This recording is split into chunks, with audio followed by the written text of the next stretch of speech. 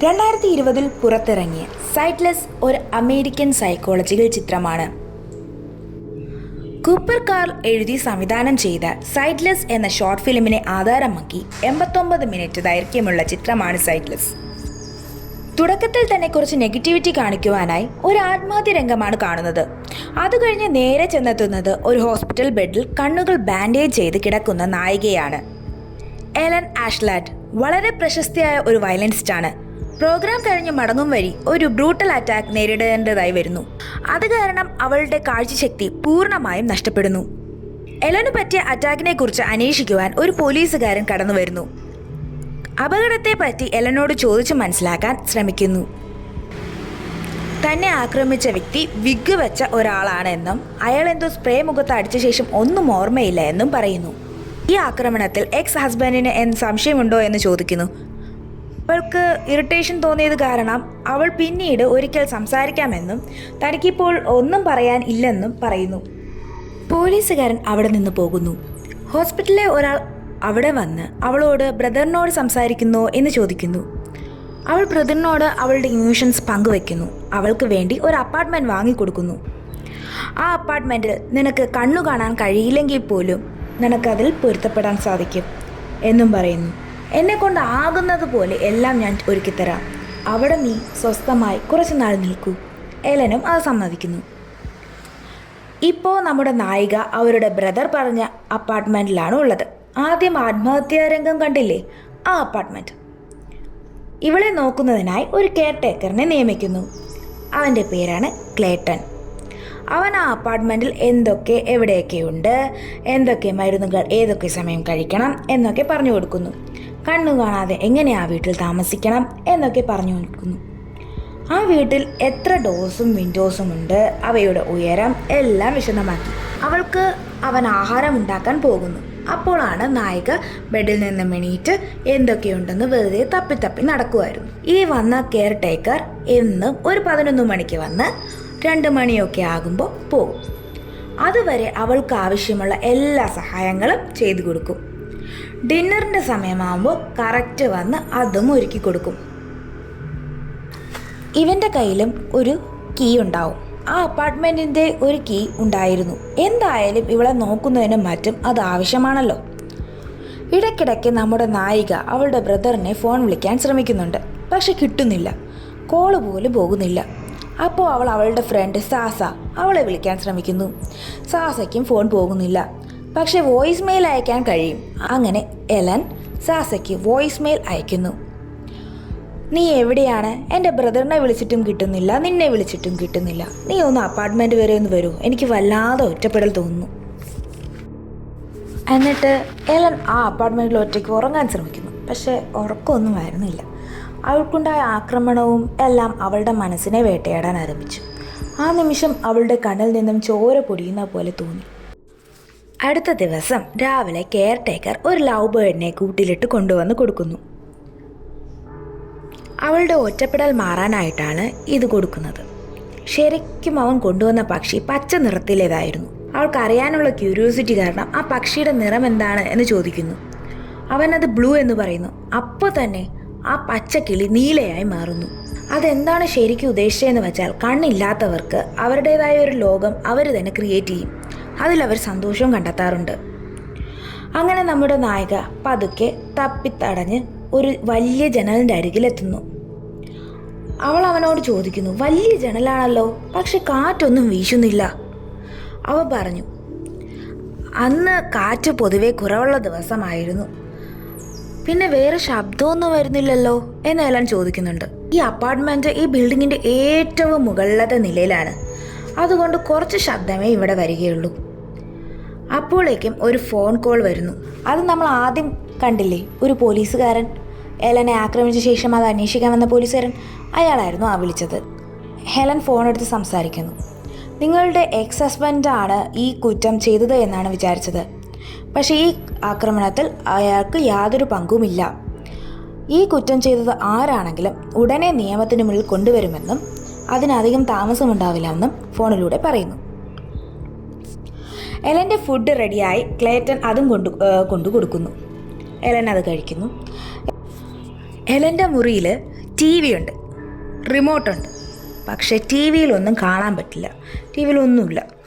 അങ്ങനെ ബോറടിച്ച അപ്പാർട്ട്മെൻറ്റിൽ തനിയെ ജീവിച്ചു വരികയാണെന്നൊക്കെ തോന്നി. ഒരു ഉറക്കവുമില്ല, ഒന്നും ചെയ്യാനുമില്ല, കണ്ണിനാണെങ്കിൽ കാഴ്ചയില്ല. അവൾ അങ്ങനെ ഇരുന്നപ്പോൾ വീട്ടിനുള്ളിൽ ആരോ കരയുന്ന പോലെ ശബ്ദം കേൾക്കുന്നു. അത് കേട്ട് പേടിച്ച് അവൾ അവളുടെ കെയർ ടേക്കറിനെ വിളിക്കുന്നു. ഇവിടെ എന്തോ ഉണ്ട്, ആരോ ഉണ്ട്, എനിക്ക് ഒരു കരച്ചിൽ കേൾക്കാം എന്നൊക്കെ അവൾ പറയുന്നുണ്ട്. അവൾ ചുറ്റിപ്പറ്റി എല്ലായിടത്തും തപ്പി തടഞ്ഞു നോക്കുന്നു. അങ്ങനെ അവൾ ഒരു AC വെന്റിലേറ്ററിൻ്റെ അടുത്തെത്തുന്നു. അവിടെ നിന്നൊരു സ്ത്രീയുടെ ശബ്ദം കേൾക്കും. അവളെ ആരോ അടിക്കുന്നുണ്ട്. അത് കഴിഞ്ഞ് ആ സമയം എലൻ അത് അടുത്ത അപ്പാർട്ട്മെൻറ്റിലെ ശബ്ദമാണെന്നും തനിക്കൊരു അബദ്ധം പറ്റിയതാണെന്നും അത് ഈ അപ്പാർട്ട്മെൻറ്റിലായിട്ട് തോന്നിയതാണെന്നും ഒക്കെ കെയർ ടേക്കറിനോട് വിശദീകരിക്കുന്നു. പക്ഷേ ആ അപ്പാർട്ട്മെൻറ്റിലെ സ്ത്രീയെ ആരോ അടിക്കുന്നതായും തോന്നി. ക്ലേറ്റൻ ഇത് കേട്ട് അതൊരു ദിവസം അങ്ങനെ കേട്ടു എന്ന് വെച്ച് നമുക്ക് ഉറപ്പിക്കാനൊന്നും പറ്റില്ല, 2-3 ദിവസം കഴിയട്ടെ, ആവർത്തിച്ചാൽ നോക്കാം. അത് കഴിഞ്ഞ് രാവിലെ കൃത്യം 11:02 ഒരു ആംബുലൻസ് സൈറൺ കേൾക്കാൻ തുടങ്ങി. ഇതുവരെ ഒരു ശബ്ദവും കേൾക്കാതെ ഇരുന്നിടത്തുനിന്ന് ഒരു സൈറൺ കേട്ടപ്പോൾ എന്തോ ഒരു സന്തോഷം തോന്നി. എലൻ അന്ന് രാത്രി കേട്ട സ്ത്രീയുടെ ശബ്ദം വളരെ അസ്വസ്ഥയാക്കി തുടങ്ങി. അവൾ മുറിയിൽ നിന്നും പുറത്തിറങ്ങി ആ ശബ്ദം കേട്ട അപ്പാർട്ട്മെൻറ്റിൽ ചെല്ലാൻ തീരുമാനിക്കുന്നു. അവൾ ഒരു പോസ്റ്റിറ്റിൽ വരൂ നമുക്കൊരു കോഫി കുടിക്കാം എന്നെഴുതുന്നു. ക്ലേറ്റൻ എലന് എങ്ങനെ കണ്ണു കാണാതെ കമ്പ്യൂട്ടർ യൂസ് ചെയ്യാം എന്ന് പഠിപ്പിക്കുന്നു. എലൻ ക്ലേറ്റനോട് ചോദിക്കുന്നു, ഈ കാലത്ത് ആളുകൾ എൻജിനീയർ, ഡോക്ടർ എന്നൊക്കെ ഓരോ പ്രൊഫഷൻ കണ്ടെത്താൻ ആഗ്രഹിക്കുമ്പോൾ ഈ സമയം നിങ്ങൾ എന്തുകൊണ്ടാണ് ഇങ്ങനൊരു ജോലി തിരഞ്ഞെടുത്തത്? എൻ്റെ അമ്മ നിങ്ങളെപ്പോലെ ആയിരുന്നു. സുഖമില്ലായിരുന്ന സമയം ഞാനാണ് നോക്കിയത്. അപ്പോൾ തന്നെ പരിചരിക്കുന്ന രീതികളെല്ലാം എനിക്ക് മനസ്സിലായി. അപ്പോൾ അതുതന്നെ ജോലിയാക്കി കളയാമെന്ന് തീരുമാനിക്കുന്നു. പണത്തിന് പണം, സേവനത്തിന് സേവനം ആയിരുന്നു ക്ലേറ്റൻ്റെ മറുപടി. എലന് ഒരു ആഗ്രഹം ക്ലേറ്റൻ എങ്ങനെ എന്ന് അറിയണം. തൻ്റെ ആഗ്രഹം എപ്പോൾ പറഞ്ഞപ്പോൾ ക്ലേറ്റൻ കൈകൊണ്ട് തൊട്ടു നോക്കാൻ പറയുന്നു. പിന്നീട് ഒരു ദിവസം എലൻ്റെ വാതിൽ ആരോ തട്ടുന്ന ശ്രദ്ധയിൽപ്പെട്ടു. എലൻ പതുക്കെ വാതിൽ ചെന്ന് തുറന്നു. അത് അടുത്ത വീട്ടിലെ സ്ത്രീയായിരുന്നു. അവരെ കോഫി കുടിക്കാൻ ക്ഷണിച്ചത് പ്രകാരം അവർ വന്നതാണ്. അങ്ങനെ അവർ നല്ല കൂട്ടായി. അപ്പോൾ എലൻ അവളോട് ചോദിക്കുന്നു, അവിടെ നീ കരയുന്ന ശബ്ദം കേട്ടല്ലോ, അതെന്താ? അപ്പോൾ അവൾ മറുപടി പറയുന്നു, ഇല്ല, അങ്ങനെ ഒന്നും നടന്നിട്ടില്ല. പക്ഷെ അവളുടെ ശബ്ദത്തിൽ ഇടർച്ച ശ്രദ്ധിച്ച എലൻ അവളോട് പേടിക്കാതെ പറയാൻ പറയുന്നു, ഞാൻ നിന്റെ കാര്യം നോക്കിക്കോളാം, നീ ധൈര്യമായി പറഞ്ഞോളൂ. അവസാനം അവർ സമ്മതിക്കുന്നു.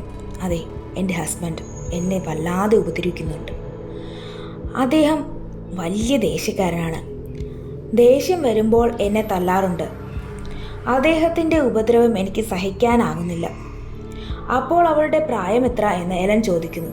45 എന്നും മറുപടി പറയുന്നു. അവരുടെ രൂപം അറിയുന്നതിനായി എലൻ അവരോട് മുഖത്ത് തടവി നോക്കട്ടെ എന്ന് ചോദിക്കുന്നു. അവരത് സമ്മതിക്കുന്നു. ആ സമയം അവരുടെ മുഖത്ത് വലിയ മുറിവ്, സ്റ്റിച്ച് ഇടേണ്ട പരുവത്തിനുള്ളൊരു മുറിവായിരുന്നു അത്. സ്റ്റിച്ചിൻ്റെ പാട് അവൾക്കത് ഫീൽ ചെയ്തായിരുന്നു. അതെന്താന്ന് ചോദിക്കുമ്പോൾ, ഇതിന് മാത്രം നിന്റെ ഭർത്താവ് നിന്നെ ഉപദ്രവിക്കാറുണ്ടോ എന്ന് ചോദിച്ച് അവൾ പരസ്പരം കെട്ടിപ്പിടിക്കുന്നു. ആ സമയം അവൾ കാതിൽ അടുത്ത് വന്ന് എലനോട് ഒരു കാര്യം പറയുന്നു, ആരെയും വിശ്വസിക്കരുതെന്ന്. എന്നിട്ട് അവിടെ നിന്നും ഓടിപ്പോകുന്നു. ആ സമയം ലിഫ്റ്റ് ഡോർ തുറക്കുന്നു. ആരാണെന്ന് നോക്കിയപ്പോൾ ആ സ്ത്രീയുടെ ഭർത്താവായിരുന്നു. ആ ശബ്ദം കേട്ടതും ആ സ്ത്രീ അപ്പാർട്ട്മെൻറ്റിൽ പോയി ഒളിച്ചിരിക്കുന്നു. ഈ കാര്യങ്ങൾ മുഴുവൻ അവൾ കെയർ ടേക്കറിനെ ഫോണിൽ വിളിച്ച് പറയുന്നു. അപ്പോൾ അവൻ പോലീസിനെ വിളിച്ച് പറയാൻ പറയുകയും ചെയ്യുന്നു. അങ്ങനെ പോലീസിൽ കംപ്ലൈൻറ്റ് പറയുന്നു. കംപ്ലൈൻറ്റ് പ്രകാരം പോലീസ് ആ അപ്പാർട്ട്മെൻറ്റിലേക്ക് വരുന്നു. അത് അന്വേഷിച്ചപ്പോൾ ആ പോലീസുകാരൻ പറയുന്നു, ആ അപ്പാർട്ട്മെൻറ്റിൽ എലൻ പറയുന്ന പോലെ ഒരു സ്ത്രീ ഇല്ല എന്നായിരുന്നു. ഇതെല്ലാം നമ്മുടെ നായികയുടെ തോന്നൽ മാത്രമാണെന്നും ഡിറ്റക്റ്റീവ് വ്യക്തമാക്കി കൊടുക്കുന്നു. ഇതുതന്നെ ക്ലേറ്റൻ അവളോടും പറയുന്നു. ഇതൊക്കെ നീ ചുമ്മാ ഇമാജിൻ ചെയ്യുന്നതാണെന്നും അല്ലാതെ ഇങ്ങനെയൊന്നുമില്ലെന്നും പറയുന്നു. എന്നിട്ടും സംശയം മാറാത്ത എലൻ കമ്പ്യൂട്ടറിൽ ആ അപ്പാർട്ട്മെൻറ്റിലെ സ്ത്രീയുടെ ഹസ്ബൻഡിൻ്റെ പേര് സെർച്ച് ചെയ്ത് നോക്കുന്നു. അവൾക്ക് കാഴ്ചശക്തി ഇല്ലാത്തതുകൊണ്ട് അത് സെർച്ച് ചെയ്യാൻ മാത്രമേ പറ്റൂ. എളുപ്പം വായിക്കാൻ കഴിയില്ല. അതിനുവേണ്ടി റീഡർ സംവിധാനം ചെയ്തിട്ടുണ്ട്. അങ്ങനെ അതിനെപ്പറ്റി അതേക്കുറിച്ച് കേൾക്കാൻ തുടങ്ങിയതും ആരോ കതക് തട്ടുന്ന ശബ്ദം കേൾക്കുന്നു. ആ സ്ത്രീയാകുമെന്ന് കരുതി അവൾ ചെന്നപ്പോൾ അത് സ്ത്രീയായിരുന്നില്ല, അവരുടെ ഹസ്ബൻഡായിരുന്നു. ആ സമയം തന്നെ ഇവനെ പറ്റി സെർച്ച് ചെയ്തുകൊണ്ടിരുന്ന ലാപ്പിൽ നിന്നും സെർച്ച് റിസൾട്ട് റീഡ് ആകാൻ തുടങ്ങി. അത് അയാൾ കേൾക്കാൻ തുടങ്ങുകയും അവൾ ഓടി വന്ന് അത് ലാപ്ടോപ്പ് ഓഫ് ചെയ്യാൻ ശ്രമിക്കുന്നു. അവളുടെ പിന്നാലെ വന്ന അയാൾ പറയുന്നു, എൻ്റെ ഭാര്യ ഒരു ഭ്രാന്തിയാണ്. നീയും എന്നെ പറ്റി അന്വേഷിക്കാൻ തുടങ്ങിയോ? ഇനി ഈ അപ്പാർട്ട്മെൻറ്റ് 2 പേരെയും ഞാൻ സഹിക്കണമല്ലോ. ഇനി മേലെ എൻ്റെ കാര്യങ്ങളിൽ തലയിടരുത് എന്ന് പറഞ്ഞ് ദേഷ്യത്തോടെ കതക് അടച്ച് അവിടെ നിന്ന് പോകുന്നു. ആ സമയം അവൾ കോൾ ചെയ്ത് കെയർ ടേക്കറിനോട് എല്ലാം പറയുന്നുണ്ട്. അപ്പോൾ അവൻ പറഞ്ഞു, എന്താ സംഭവിക്കുന്നത് എന്ന് ഞാൻ പോയി തിരക്കാം എന്ന് ദേഷ്യത്തിൽ പറയുന്നു. അത് അവൾ വേണ്ട, ചിലപ്പോൾ അത് വലിയ പ്രശ്നമായി മാറിയേക്കാം എന്ന് പറഞ്ഞ് അവനെ മനസ്സിലാക്കുന്നു. വേറൊരു ദിവസം നായികയ്ക്ക് വീട്ടിനുള്ളിൽ വേറെ ആരോ ഉള്ളതുപോലെ തോന്നുന്നു. ഒരു സെക്കൻഡ് അത് കെയർ ടേക്കറായി തോന്നി, ഒരു സെക്കൻഡ് അപ്പുറത്തെ സ്ത്രീയുടെ ഹസ്ബൻഡായി തോന്നി, ഒരു സെക്കൻഡ് അവളെ അറ്റാക്ക് ചെയ്ത ആ രൂപം, അതേപോലെ ഒരു രൂപം വീണ്ടും വന്നു അവളെ അറ്റാക്ക് ചെയ്യാൻ തുടങ്ങുന്നു. അങ്ങനെ അവൾ അവിടെ ബോധരഹിതയായി വീഴുന്നു. അവൾ കണ്ണു തുറന്ന് നോക്കുമ്പോൾ ഒരു ഡോക്ടർ, ഈ ആംബുലൻസിലൊക്കെ ഉണ്ടാവില്ലേ ഒരു ഡോക്ടർ, അതുപോലെ ഒരു ഡോക്ടർ വന്ന് അവൾക്ക് ട്രീറ്റ്മെൻറ്റ് കൊടുക്കുന്നു. എന്ത് പറ്റിയെന്ന് ചോദിക്കുന്നു. അപ്പോൾ അവൾ പറയുന്നു, ആരോ എൻ്റെ കഴുത്ത് ഞെരിച്ച് എന്നെ കൊല്ലാൻ ശ്രമിച്ചു. ഡോക്ടർ പറഞ്ഞു, കഴുത്തിൽ അതുപോലെ അടയാളങ്ങളൊന്നും ഇല്ലല്ലോ, അത് നിങ്ങളുടെ ഇമാജിനേഷൻ മാത്രമാണ് എന്നും പറഞ്ഞ് പോയി. അത് കഴിഞ്ഞ് കെയർ ടേക്കർ വരുന്നു. അയാളും ഇത് തന്നെ പറയുന്നു, നിങ്ങളുടെ ഓവർ ഇമാജിനേഷനാണ് ഇതെല്ലാം തോന്നിപ്പിക്കുന്നത്. അത് കഴിഞ്ഞ് ഡിറ്റക്റ്റീവ് വീണ്ടും വരുന്നു. അദ്ദേഹം പരിശോധിച്ച ശേഷം പറയുന്നു, നിങ്ങൾക്ക് ഒരു തരത്തിലെ മുറിവുകളും ഇല്ല, കഴുത്തിൽ പാടവുമില്ല, ഇവിടെ നിങ്ങൾ വിചാരിക്കുന്നത് പോലെ ഒന്നുമില്ല, ഇതെല്ലാം നിങ്ങളുടെ വെറും തോന്നലാണ്. പക്ഷേ ഞാൻ ഫീൽ ചെയ്തത് സത്യമാണ്, എനിക്ക് ഉറപ്പുണ്ട് ആരോ എന്നെ അറ്റാക്ക് ചെയ്തുവെന്ന്. ഡിറ്റക്ടർ വേറൊരു കാര്യം അവിടെ പറയുന്നു, എലനെ അന്ന് ആക്രമിക്കാൻ ശ്രമിച്ചവരെ കണ്ടെത്തിയിരിക്കുന്നു. അത് നിങ്ങളുടെ ഹസ്ബൻഡിൻ്റെ ഒരു അഫെയർ ഉണ്ടായിരുന്നു. അത് നിങ്ങൾക്കറിയാവുന്ന ഒരാൾ തന്നെയാണ്, നിങ്ങളുടെ ഒറ്റ സുഹൃത്ത് സാഷ. അവളാണ് നിങ്ങളുടെ ഹസ്ബൻഡിനെ ലഭിക്കാൻ ഇങ്ങനെ താങ്കളെ അറ്റാക്ക് ചെയ്തത്. അവരെ ഞങ്ങൾ ഉടനെ അറസ്റ്റ് ചെയ്യും. എലൻ ആകെ ഡെസ്പായി. അവൾക്ക് ആകെ ഉണ്ടായിരുന്ന ഒരു ബ്രദർ, അയാൾ ഫോൺ എടുക്കുന്നില്ല. പിന്നെയുള്ളത് ഈ സുഹൃത്ത്, ഇവരാണെങ്കിൽ പെട്ടെന്ന് അറസ്റ്റ് ആവുകയും ചെയ്യും. തനിക്ക് ആരുമില്ലെന്ന തോന്നൽ അവളെ വേട്ടയാടുന്നു. എലൻ ആത്മഹത്യ ചെയ്യാൻ തീരുമാനിക്കുന്നു. എന്നിട്ട് ആ അപ്പാർട്ട്മെൻറ്റ് അത് വളരെ ഉയരത്തിലാണല്ലോ, അവിടെ നിന്ന് ചാടിയാൽ ഒന്നും ബാക്കി വരില്ല എന്ന് മനസ്സിലാക്കി അവൾ ബാൽക്കണിയിൽ നിന്നും ചാടുന്നു. ചാടുമ്പോൾ സമയം ഏകദേശം 11 മണിയായി കാണും. അവൾ നേരെ ചാടി ഒരു സ്ഥലത്തേക്ക് വീഴുന്നു. പെട്ടെന്ന് അവൾ ഉണർന്ന് നോക്കുമ്പോൾ ഒരു ആംബുലൻസിൻ്റെ ശബ്ദം. സമയം 11:02. എന്നും അവൾ ആംബുലൻസിൻ്റെ ശബ്ദം കേൾക്കാറുള്ള സമയം. അവൾ ആ സമയം ആലോചിക്കുകയാണ്, ഇതെന്താണ് ഈ സമയത്തിന് കൃത്യം 11:02 മുമ്പോ ശേഷമോ അടിക്കാറില്ല, കൃത്യം 11:02 തന്നെ എല്ലാ ദിവസവും ഈ അലാറം കേൾക്കാം. ആ ശബ്ദം കേട്ട് അവൾ വിചാരിക്കുന്നു, ഇനി അവളെ തന്നെയാണോ ഈ ആംബുലൻസിൽ കൊണ്ടുപോകുന്നത്. അവൾ നിൽക്കുന്ന സ്ഥലം മുഴുവൻ പരിശോധിക്കുന്നു. ആ സ്ഥലം മുഴുവൻ സൗണ്ട് പ്രൂഫ് ചെയ്ത് വെച്ചിരിക്കുകയാണ്. അവൾ അവിടെ എത്ര നിലവിളിച്ചാലും പുറത്ത് കേൾക്കാൻ പോകുന്നില്ല, അത്രയ്ക്ക് സൗണ്ട് പ്രൂഫ് ചെയ്ത സ്ഥലം. എന്നാലും ഇത്രയും വലിയ ബിൽഡിംഗ് മണ്ടയിൽ നിന്ന് വീണിട്ട് തനിക്കൊന്നും പറ്റിയില്ലല്ലോ, ഇവിടെ വേറെ ശബ്ദവും കേൾക്കുന്നില്ല. അവൾ എല്ലാം തടവി നോക്കുന്നു. അവൾ ഒരു റൂം പോലത്തെ സ്ഥലത്താണ് എത്തിപ്പെട്ടിരിക്കുന്നത്. അവൾ കഷ്ടപ്പെട്ട് മുകളിലേക്ക് കയറുന്നു. അപ്പോഴാണ് അവൾക്കത് മനസ്സിലായത്, അതെന്തോ സെറ്റപ്പാണെന്ന്. ഇതൊന്നും പോരാത്തതിന് താഴെ ഒരു സ്പീക്കർ വച്ചിട്ടുമുണ്ട്. ആ സ്പീക്കറിൽ അലാറം സെറ്റാക്കി 11:02 കൃത്യം ആംബുലൻസ് സൈറൻ കേൾക്കത്തക്ക വിധം സജ്ജീകരിച്ചിരിക്കുന്നു. ആരോ അവൾക്ക് പോലും മനസ്സിലാവാത്ത തരം തടവിൽ പാർപ്പിച്ചിരിക്കുകയാണ്. ശരിക്കും അവൾ ആ ബാൽക്കണിയിൽ നിന്ന് ചാടിയ അപ്പാർട്ട്മെൻറ്റിന് വെറും ബാൽക്കണിയിൽ നിന്ന് താഴേക്ക് 6 അടി മാത്രമായിരുന്നു ഉയരം. അത് മുഴുവൻ ഒരു സൗണ്ട് പ്രൂഫ് ചെയ്തിരിക്കുകയാണ്, ആ ബിൽഡിംഗ് മുഴുവനായിട്ടും. ഇതൊരു അപ്പാർട്ട്മെൻ്റ് ആണോ അതോ വീടാണോ, ഇത് കാട്ടിലാണോ അതോ നഗരത്തിലാണോ, എവിടെയാണെന്ന് ഒന്നും മനസ്സിലാവുന്നില്ല. എലൻ എന്തോ ഒരു സൈക്കോയുടെ അടുത്ത് അകപ്പെട്ട ഒരു അവസ്ഥയിലായിപ്പോയി. അവിടെ നിന്നും എങ്ങനെയെങ്കിലും രക്ഷപ്പെടാൻ അവൾ തീരുമാനിക്കുന്നു. അവൾ വെളിയിൽ വന്ന് ഒരു ലിഫ്റ്റ് ഓപ്പറേറ്റ് ചെയ്യാൻ തുടങ്ങുന്നു. പക്ഷേ അതിന് കീ ഇല്ല. കീ ഉണ്ടെങ്കിൽ മാത്രമേ ഓപ്പറേറ്റ് ചെയ്യാൻ പറ്റുള്ളൂ. അവളുടെ കയ്യിലാണെങ്കിൽ അതിൻ്റെ കീയും ഇല്ല. അതുകൊണ്ട് തന്നെ അവൾക്ക് രക്ഷപ്പെടാനും കഴിഞ്ഞില്ല. അവൾ നിൽക്കുന്നിടത്ത് റെക്കോർഡ് ചെയ്യാൻ എന്തെങ്കിലും വച്ചിട്ടുണ്ടോ എന്നൊന്നും മനസ്സിലാവുന്നില്ല. അതുകൊണ്ട് അവൾ പുതപ്പുകൊണ്ട് മൂടി കരയാൻ ആരംഭിച്ചു. അപ്പോൾ അവിടെ ആരോ വന്ന് ഡോറിൽ തട്ടുന്നു. ആ സമയം അവൾ ചെന്ന് നോക്കിയപ്പോൾ അത് അടുത്ത വീട്ടിലെ സ്ത്രീയാണ്. അവൾ ആ സ്ത്രീയെ അകത്ത് കൂട്ടിക്കൊണ്ടു പോകുന്നു. അവളെ അവിടെ മൊത്തം കാണിച്ച് നമ്മളെ ആരെങ്കിലും നിരീക്ഷിക്കുന്നുണ്ടോ, ക്യാമറ വല്ലതുമുണ്ടോ എന്ന് ചോദിക്കുന്നു. ഒന്നും വിശ്വസിക്കരുത് എന്ന് നിങ്ങൾ പറഞ്ഞില്ലേ? നിങ്ങളെയും ആരെങ്കിലും തടവിൽ വച്ചിരിക്കുകയാണോ എന്നൊക്കെ ചോദിക്കുന്നുണ്ട്. എത്ര വർഷമായി നിങ്ങൾ ഇവിടെയാണ്? ഈ ചോദ്യത്തിനൊക്കെ ഒരു ഉത്തരമേ അവൾ പറഞ്ഞോളൂ.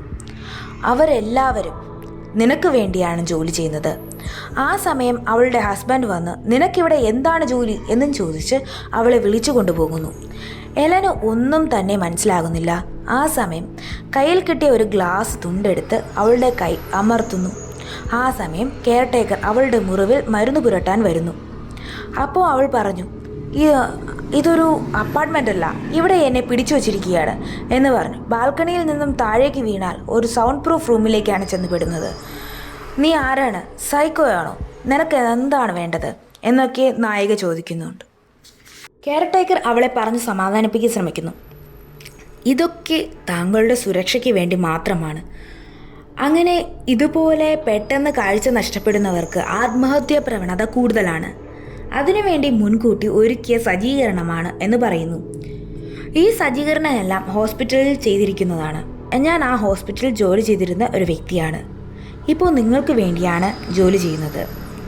എലൻ അത് കേട്ട്, ശരിയാണ്, ഞാൻ സൂയിസൈഡ് ചെയ്യാൻ സാധ്യത മനസ്സിലാക്കി ഇതെല്ലാം എനിക്ക് വേണ്ടി ചെയ്തിരിക്കുന്നതാണ്. കെയർടേക്കർ ഒരു പരിധിക്കപ്പുറം എലനെ ഇഷ്ടപ്പെടാൻ തുടങ്ങിയിരിക്കുന്നു. അത് അവൻ അവളോട് എക്സ്പ്രസ് ചെയ്യാൻ തുടങ്ങി. എലൻ അത് നിരസിക്കുന്നു. എനിക്ക് ഒരു സഹായിയാണ് ആവശ്യം, ഒരു ബോയ് ഫ്രണ്ട് അല്ല എന്ന് അവനെ പറഞ്ഞു മനസ്സിലാക്കുന്നു. എനിക്ക് ഇതിനെപ്പറ്റിയൊക്കെ ആലോചിക്കാൻ സമയം വേണം എന്ന് ആവശ്യപ്പെടുന്നു. ക്ലേറ്റൻ സമ്മതിക്കുകയും ചെയ്യുന്നു. ക്ലേറ്റൻ ഒരു ശീലമുണ്ട്. പോകാൻ ഇറങ്ങും മുമ്പ് അവിടെയുള്ള ഏതെങ്കിലും വസ്തുവിൽ 2 തട്ട് തട്ടും. എല്ലാവരും തട്ടുന്ന രീതിയിലല്ല അയാൾ തട്ടുന്നത്, ഒരു പ്രത്യേക രീതിയിലാണത്. ആ സമയം അവൾ ചിലത് ഓർക്കാൻ തുടങ്ങുന്നു. ഇതേപോലെ വേറെ ആരോ 2 തട്ട് തട്ടുന്നുണ്ടല്ലോ. ആ അതെ, ഡോക്ടർ വന്നാലും 2 തട്ട് തട്ടും, ഡിറ്റക്റ്റീവ് ഇതുപോലെ. അപ്പോഴാണ് അവർക്ക് ഓർമ്മ വന്നത്, ഹോസ്പിറ്റലിൽ കണ്ട doctor, detective, security, ambulance doctor, എന്തിന് അടുത്ത വീട്ടിലെ സ്ത്രീയുടെ ഹസ്ബൻഡായി വന്ന അയാൾ പോലും ഇതുപോലെയാണ് ചെയ്തത്. ഇതെല്ലാം കെയർടേക്കർ തന്നെയാണ് എന്നൊരു ചിന്ത അവൾക്ക് വരാൻ തുടങ്ങി. അതോ ഇത് ഇമാജിനേഷനാണോ റിയാലിറ്റിയാണോ ഒന്നും മനസ്സിലാവുന്നില്ല. അവൾ ക്ലേറ്റൺ വന്നപ്പോൾ അവന് വേണ്ടി ആഹാരം ഉണ്ടാക്കുന്നത് പോലെ കാണിക്കുന്നു. അവൾ ഒരു കത്തി സംഘടിപ്പിച്ച് വെച്ചിട്ടുണ്ടായിരുന്നു, ഒരു സ്ഥലമൊക്കെ കണ്ടുപിടിച്ച് വെച്ചിട്ടുണ്ടായിരുന്നു. എന്നിട്ട് അവന് വേണ്ടി ഡ്രിങ്ക്സ് ഒഴിച്ചു കൊടുക്കുന്നുണ്ട്. ആ സമയം ആ തക്കം നോക്കി അവൾ ആ കത്തി എടുത്ത് അവനെ ആക്രമിക്കാൻ ശ്രമിക്കുന്നുണ്ട്. എങ്ങനെയെങ്കിലും അവനെ അറ്റാക്ക് ചെയ്യണം എന്ന് വിചാരിച്ചു. അങ്ങനെ അവൾ അവിടെ ഇരുന്ന് കത്തി വെച്ചിരിക്കുന്ന സ്റ്റാൻഡ് എടുത്ത് എന്തും വരട്ടെ എന്ന് പറഞ്ഞ് എടുത്ത് അടിക്കുന്നു. തലയിൽ അടി കിട്ടിയത് കാരണം അവൻ അപ്പോൾ തന്നെ ബോധം പോയി. ആ സമയം അവൻ്റെ പോക്കറ്റിലൊക്കെ പരിശോധിച്ച് അതിൽ നിന്നും ഒരു ID കാർഡ് അവൾക്ക് കിട്ടുന്നു, പിന്നെ ഒരു കീയും. അത് ഉപയോഗിച്ച് അവൾ രക്ഷപ്പെടാൻ തീരുമാനിക്കുന്നു. ആ സമയം അവന് ബോധമുണ്ടോ, അവൻ ഇവളെ തന്നെ നോക്കുവാണോ, എന്താണ് സംഭവിക്കുന്നത് ഒന്നും അവൾക്ക് അറിയാൻ പറ്റുന്നില്ല. ആ സമയം പെട്ടെന്ന് അവൻ അവളെ വന്ന് കയറി പിടിക്കാൻ ശ്രമിക്കുന്നു. അപ്പോൾ തന്നെ ബോധം പോയി. എന്തോ തലയിൽ അടി കിട്ടിയതിൻ്റെ ക്ഷതം കൊണ്ടാവണം. അപ്പോൾ തന്നെ ബോധം പോയി. അവൾ പെട്ടെന്ന് തന്നെ ഒരു ബാഗ് തപ്പുന്നു. ആ ബാഗിനുള്ളിൽ പരിശോധിച്ച് കീസ് കിട്ടുന്നുണ്ട് അതിൻ്റെ അകത്തുനിന്ന്. അതിൻ്റെ കൂടെ തന്നെ ഒരു ഷോക്ക് കൊടുക്കുന്ന ഒരു മെഷീനും ഉണ്ട്. അത് രണ്ടും അവൾ കയ്യിലെടുത്ത് പുറത്തേക്ക് പോകാൻ തുടങ്ങി. അവളിങ്ങനെ തപ്പി കണ്ണ് കാണില്ലല്ലോ, തപ്പി നോക്കുന്നതിനിടയ്ക്ക് നിറയെ തുണികൾ തൂക്കിയിട്ടിട്ടുണ്ട്. അത് അവൾ കൈ കൊണ്ട് തട്ടി നോക്കുന്നു. നോക്കിയപ്പോൾ സെക്യൂരിറ്റിക്കാരൻ്റെ യൂണിഫോം, ആംബുലൻസുകാരൻ്റെ യൂണിഫോം, ഡോക്ടറിൻ്റെ, ഡിറ്റക്റ്റീവിൻ്റെ, ഇവരുടെയൊക്കെ യൂണിഫോം പോലത്തെ തുണികൾ അവിടെ കിടക്കുന്നു. അപ്പോൾ അവൾക്ക് മനസ്സിലായി. അവൾ വിചാരിച്ച് ശരിയാണ്, ഇതെല്ലാം ഒരാൾ തന്നെയാണ്. ഇതൊന്നും പോരാത്തതിന് നമ്മൾ സ്റ്റാർട്ടിങ് സീനിൽ ഇവളെ ആക്രമിക്കാൻ വേണ്ടിയിട്ട് ഒരു ആണാണോ പെണ്ണാണോ എന്നൊന്നും അറിയാത്ത ഒരു ആൾ വന്ന് ആക്രമിക്കുന്നത് കാണിക്കുന്നുണ്ടോ. അയാളുടെ വസ്ത്രം പോലും ഇവിടെ ഉണ്ട്. ഏട്ടൻ ആ സമയം അവളെ അന്വേഷിക്കാൻ തുടങ്ങുന്നു. അവൾ അവിടെ അടുത്ത വീട്ടിലെ സ്ത്രീയെ കണ്ടുമുട്ടുന്നു. അവർ അവിടെ ഒളിച്ചിരിക്കുകയാണ്. ഇവർ തമ്മിൽ സംസാരിക്കുന്നു. അതിൽ നിന്നും ഒരു കാര്യം മനസ്സിലായി. ആ സ്ത്രീ മറ്റാരുമല്ല, ക്ലേറ്റൻ്റെ സ്വന്തം അനിയത്തിയാണ്. ഇവളെ ഉപയോഗിച്ചാണ് നമ്മുടെ നായികയെ തട്ടിക്കൊണ്ടുപോകുന്നത്. അവർ അത് മനഃപൂർവ്വം ചെയ്തതൊന്നുമല്ല. ഈ ക്ലേറ്റൻ്റെ പീഡനം സഹിക്കാൻ വയ്യാതെ ചെയ്തു പോയതാണ്. എന്നാൽ ചില സമയങ്ങളിൽ അനിയത്തിയാണെന്ന് പോലും നോക്കാതെ തല്ലി ചതയ്ക്കാറുണ്ട്. അതുകൊണ്ട് അവൾക്ക് ഭയങ്കര പേടി തോന്നിയിരുന്നു. എലൻ അവൾക്ക് ധൈര്യം കൊടുക്കാൻ ശ്രമിക്കുന്നു. നീ ഇവിടെ അനിയത്തിയായി നിൽക്കാതെ ഒരു ധൈര്യശാലിയായി മാറൂ എന്ന് പറയുന്നുണ്ട്. ഇതിപ്പോൾ നമ്മൾ രണ്ടുപേരും ഒരുപോലെ പുറം ലോകത്തെക്കുറിച്ച് ഒന്നും അറിയാതെ നമ്മളെ രണ്ടുപേരെയും ഒരു കൂട്ടിലിട്ട പക്ഷികളെ പോലെ ആക്കി വച്ചിരിക്കുകയാണ്. നിനക്ക് ഇനിയും അവൻ്റെ പീഡനങ്ങൾ സഹിക്കണോ, അതോ പുറം ലോകത്തേക്ക് പോകണോ? അവൻ്റെ ഈ കൂട്ടിൽ നിന്നും പുറത്ത് വരണം എന്ന് നിനക്ക് ആഗ്രഹമില്ലേ? ക്ലേറ്റൻ ഇവളെ അന്വേഷിച്ച് വരുവാണ്. അത് സൗണ്ട് കേട്ട് അനിയത്തി ഒന്ന് പേടിച്ചിട്ട് ശബ്ദം ഉണ്ടാക്കാൻ തുടങ്ങി. അപ്പോൾ എലൻ അവളോട് പറഞ്ഞ് മനസ്സിലാക്കും, നീ ഇപ്പോൾ ഒച്ച ഉണ്ടാക്കിയാൽ നമുക്ക് രക്ഷപ്പെടാൻ പറ്റിയെന്ന് വരില്ല. നമ്മൾ ഒന്നിച്ചാൽ നമുക്ക് രക്ഷപ്പെടാം. എലനോട് അവൾ പറയുന്നു, രണ്ടു പേർക്കും രക്ഷപ്പെടാൻ ഒരു മാർഗമില്ല, എങ്കിലും ഒരാൾക്ക് മാത്രമേ രക്ഷപ്പെടാൻ കഴിയൂ. നിങ്ങളുടെ മുറിയിൽ ഒരു AC വെന്റിലേറ്റർ ഉള്ളത് അറിയില്ലേ? അവിടെയാണ് നിങ്ങൾക്ക് രക്ഷപ്പെടാനുള്ള മാർഗമുള്ളത്. അവൾ അവിടെ നിന്ന് അവൾ അവിടെ നിന്നും പോകാൻ തുടങ്ങി. ആ രക്ഷപ്പെട്ട സ്ഥലത്തേക്ക് തന്നെ തിരിച്ചു പോവുകയാണ്. അപ്പോൾ ആ വഴിയിൽ ക്ലേറ്റൻ വീണ്ടും കാണുന്നുണ്ട്. ക്ലേറ്റൻ അവളെ പിടിച്ചുകൊണ്ട് പോയിട്ട് ഒരു കസേരയിൽ ഇരുത്തുന്നു. അവിടെ വെച്ച് അവൻ്റെ ഫ്ലാഷ് ബാക്ക് പറയാൻ തുടങ്ങുന്നുണ്ട്. ഞാൻ എന്തുകൊണ്ടാണ് സൈക്കോ ആയതെന്ന് അറിയാമോ? ചെറിയ വയസ്സിൽ ഇവനാണ് അമ്മയെ നോക്കിക്കൊണ്ടിരുന്നത്. ഒരു സ്റ്റേജ് കഴിഞ്ഞപ്പോൾ അമ്മ മരിച്ചു. പിന്നീട് അവിടെ ഉണ്ടായിരുന്നത് അവൻ്റെ അച്ഛനായിരുന്നു. അച്ഛനും ഒരു സൈക്കോയാണ്. അമ്മയുടെ മരണശേഷം ഇവനെ ഒരു മുറിയിൽ പൂട്ടിയിട്ടു. 1-2 ദിവസമൊന്നുമല്ല, 3 വർഷം. അങ്ങനെ അവൻ ഒറ്റയ്ക്ക് അവിടെ കിടന്ന് ഭ്രാന്ത് പിടിക്കും പോലെ ആവും. ആ സമയങ്ങളിൽ പുറത്ത് ഇവൻ്റെ അനിയത്തി FM റേഡിയോയിൽ ഒരു പാട്ടിടാറുണ്ട്, സ്ഥിരമായിട്ടൊരു പാട്ടിടാറുണ്ട്. ആ പാട്ട് വായിക്കുന്ന ഒരു വയലിൻ പ്ലേ ആണ്. ഈ വയലിൻ പ്ലേ എന്ന് പറയുന്നത് വായിക്കുന്നത് നമ്മുടെ നായികയാണ്. ആ സംഗീതം മാത്രമായിരുന്നു അവൻ്റെ ആ ഒരു പ്രായത്തിലെ ആശ്വാസമായിരുന്നത്. ആ സംഗീതം മറ്റാരുടെയുമല്ല, നമ്മുടെ നായികയുടെ തന്നെയായിരുന്നു. ക്ലേറ്റൻ 3 വർഷം മുറിക്കുള്ളിൽ കിടക്കുന്ന സമയം വളരെ ആശ്വാസമേകിയ ആ സംഗീതമായിരുന്നു. അതായത് എലനായിരുന്നു. ഇത്രയും നാൾ ആ സംഗീതം എന്നെ നന്നായി നോക്കിയില്ലേ, അതുപോലെ എനിക്ക് നിന്നെ നോക്കണം എന്ന് എലനോട് പറയുന്നു. അങ്ങനെ ഞാൻ നിന്നെ നോക്കാൻ ആഗ്രഹിച്ചു, അതുകൊണ്ട് ഞാൻ നിന്നെ വളരെ നന്നായി നോക്കിയില്ലേ. എലനോട് ക്ലേറ്റൻ വിവാഹം ചെയ്ത് അവനോടൊപ്പം കഴിയാൻ പറയുന്നു. അതൊരു വല്ലാത്ത വിഭ്രാന്തിയിലാണ് അവൻ സംസാരിക്കുന്നത്. എലൻ തിരിച്ച് നല്ല രീതിയിൽ അവനോട് സംസാരിക്കാൻ ശ്രമിക്കുന്നു. നീ എന്നെ ഇത്രമാത്രം സ്നേഹിക്കുന്നുണ്ടോ എന്നൊക്കെ ചോദിക്കുന്നു. എന്നിട്ട് ഇഷ്ടത്തോടെ അവൾ അവനെ കെട്ടിപ്പിടിക്കും പോലെ കാണിക്കുന്നു. അന്നേരം അവളുടെ കയ്യിൽ നേരത്തെ കരുതിയിരുന്ന ഇലക്ട്രിക് ഷോക്ക് മെഷീനില്ലേ, അതുപയോഗിച്ച് അവൻ്റെ ദേഹത്ത് പ്രയോഗിക്കുന്നു. 1 വട്ടമൊന്നുമല്ല, 3-4 വട്ടം ആവർത്തിച്ചു. ആ സമയം അവൻ ആ ഷോക്കിൻ്റെ ഇതുകൊണ്ട് ബോധം കെട്ടി വീഴുന്നു. ആ തക്കം നോക്കി അവൻ്റെ അനിയത്തി പറഞ്ഞ പ്രകാരം AC വെന്റിലേറ്റർ തുറന്നു നോക്കിയ സമയത്ത് അവൾക്ക് തപ്പി നോക്കിയപ്പോൾ മനസ്സിലായി, അത് അവൾക്ക് പുറത്തിറങ്ങാൻ മാത്രമുള്ള ഹോളൊന്നും ഇല്ല, അവൾക്ക് ഇറങ്ങാൻ പറ്റില്ല അതിൽ. അവളങ്ങനെ തപ്പി നോക്കിയപ്പോൾ ഒരു സെലോ ടാപ്പ് വെച്ച് ഒരു കുപ്പി ഒട്ടിച്ച് വെച്ചിരിക്കുന്നത് കണ്ടു. അതെടുത്ത് അവൾ മണപ്പിച്ച് നോക്കുമ്പോൾ മനസ്സിലായത് ഇതേ സ്പ്രേ തന്നെയാണ് ഇവളുടെ കണ്ണിൻ്റെ കാഴ്ചശക്തി കളയാൻ വേണ്ടിയിട്ട് ഇവർ ഉപയോഗിച്ചിരുന്നത്. എലൻ എന്തും വരട്ടെ എന്ന് വിചാരിച്ച് കയ്യിൽ ആ മരുന്നെടുത്തു. ഈ മരുന്ന് കുടിച്ച് ആർക്കെങ്കിലും ഒരാൾ മരിച്ചാലേ മറ്റൊരാൾക്ക് രക്ഷപ്പെടാൻ പറ്റുള്ളൂ എന്നാണോ ഈ പറഞ്ഞത്? അവൾക്കൊന്നും മനസ്സിലായില്ല. എന്തും വരട്ടെ എന്ന് വിചാരിച്ച് ആ കുപ്പിയെടുത്ത് കയ്യിൽ വെച്ചു, റെഡിയാക്കി വെച്ചു നായിക. ആ സമയം നമ്മളെ ക്ലേറ്റൻ വീണ്ടും നായികയെ ആക്രമിക്കാൻ തുടങ്ങി, ആടിച്ച് റെഡിയാക്കുന്നുണ്ട്. ഒരു ഘട്ടം വന്നപ്പോൾ അവൾ തറയിൽ വീഴുന്ന ആ ഒരു സമയമുണ്ടായി. അവളെ ഉപദ്രവിക്കാൻ എന്നോളം ക്ലേറ്റൻ അവളുടെ അടുത്ത് ചെല്ലുന്നു. ഒരു പോയിസൺ ബോട്ടിൽ അവളുടെ കയ്യിൽ സൂക്ഷിച്ചിട്ടുണ്ടായിരുന്നല്ലോ, അത് അവൻ കാണുന്നു. ആ ബോട്ടിൽ തുറന്നിരിക്കുന്നു, അതിൻ്റെ അടപ്പുമില്ല, അതിൽ മരുന്നുമില്ല. ഇവൾ മരുന്ന് കുടിച്ച് സൂയിസൈഡ് ചെയ്യാൻ വേണ്ടി ആ മരുന്ന് ഫുൾ അവളുടെ കവിളിൽ ഒതുക്കി വെച്ചിരിക്കുന്നു. എന്നിട്ട് അവൾ ഫുൾ ശക്തി ഉപയോഗിച്ച് അവൻ്റെ മുഖത്ത് തുപ്പി. ആ കെമിക്കൽ വീണ് അവൻ്റെ കണ്ണിൻ്റെ കാഴ്ചകൾ നഷ്ടപ്പെടാൻ തുടങ്ങി. ക്ലേറ്റൻ്റെ കണ്ണിൽ ഈ കെമിക്കൽ വീണിട്ട് റിയാക്ഷൻ ചെയ്യാൻ ആരംഭിച്ചു തുടങ്ങി. എലൻ്റെ കാഴ്ചശക്തി എങ്ങനെയാണോ നഷ്ടപ്പെട്ടത് അതുപോലെ തന്നെ അവൻ്റെ കാഴ്ചശക്തി നഷ്ടപ്പെടാൻ തുടങ്ങി. അപ്പോൾ അവൻ്റെ കണ്ണിൽ ഭയങ്കരമായ വേദനയും അസ്വസ്ഥതയൊക്കെ തുടങ്ങി. അവൻ കഴിയാൻ തുടങ്ങി ഒരു സൈഡിൽ ചെന്നിരുന്നു. ഇതേ അവസ്ഥ തന്നെയായിരുന്നില്ലേ നമ്മുടെ നായികയെ നേരിട്ടിരുന്നത്? ആ സമയം ക്ലേറ്റൻ അനിയത്തിയ മുറിയിലേക്ക് വരുന്നു. അപ്പോൾ അവളോട് ക്ലേറ്റൻ പറയാണ്, നമ്മൾ എങ്ങനെ ജീവിച്ചവരാണ്, നീ എൻ്റെ സഹോദരിയല്ലേ, ഓടി വാ, എന്നെ ഒന്ന് രക്ഷിക്ക് പ്ലീസ് എന്നൊക്കെ പറയുന്നുണ്ട്. എലൻ അവളുടെ കൈ പിടിച്ച ശേഷം പറയുന്നു, നമുക്ക് ഇവിടെ നിന്ന് രക്ഷപ്പെടാം. ഇനിയും ഈ സൈക്കോയുടെ അടിയും ഇടിയൊന്നും കൊള്ളേണ്ട ആവശ്യമൊന്നും നമുക്കില്ല. നമുക്ക് രണ്ടുപേർക്കും രക്ഷപ്പെടാം. ആ സമയം അനിയത്തി ഇവളെ പുറത്ത് കൊണ്ടുപോകുന്നു. ആഫ്റ്റർ ഓൾ ഇപ്പോഴാണ് നമ്മുടെ നായിക ശരിക്കും സൂര്യ വെളിച്ചം മുഖത്തടിക്കുന്നത്. കാഴ്ചയില്ല, പക്ഷെ അവൾക്ക് ആ ഫ്രീഡം ഫീൽ ചെയ്യുന്നുണ്ട്. 6 മാസം കഴിഞ്ഞു. എലൻ വീണ്ടും അവളുടെ സംഗീതത്തിൻ്റെ ലോകത്തേക്ക് പോകുന്നു. സൈഡിൽ നിന്നും അസിസ്റ്റന്റ് ഹെൽപ്പ് വേണോ എന്ന് ചോദിക്കുന്നുണ്ട്. വേണ്ട എന്നും പറഞ്ഞ് ആരവമുള്ള ആ വേദിയിലേക്ക് അവളുടെ വയലിനുമായി മുന്നോട്ട് നീങ്ങുന്നു. കാഴ്ച നഷ്ടപ്പെട്ടിട്ടും സംഗീതത്തെ ഉപേക്ഷിക്കാതെ വീണ്ടും അതിൽ തുടർന്നു.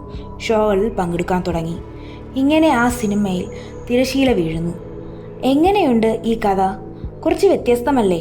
അവൾ ഹോസ്പിറ്റലിൽ ഇരുന്നത്, അപ്പാർട്ട്മെൻറ്റിൽ ഇരിക്കും പോലെ തോന്നിയത്, ചുറ്റും എത്ര പേരുണ്ടെന്ന് തോന്നിയത് എല്ലാം കള്ളമായിരുന്നു. ഒരു മുറിക്കുള്ളിൽ ഒരു സൈക്കോയുടെ അടുത്ത് നിന്നും അനുഭവിച്ച കഷ്ടപ്പാടുകൾ. ഇതുപോലുള്ള വേറിട്ട ആശയങ്ങളുമായി നമ്മൾ വീണ്ടും വരുന്നതാണ്.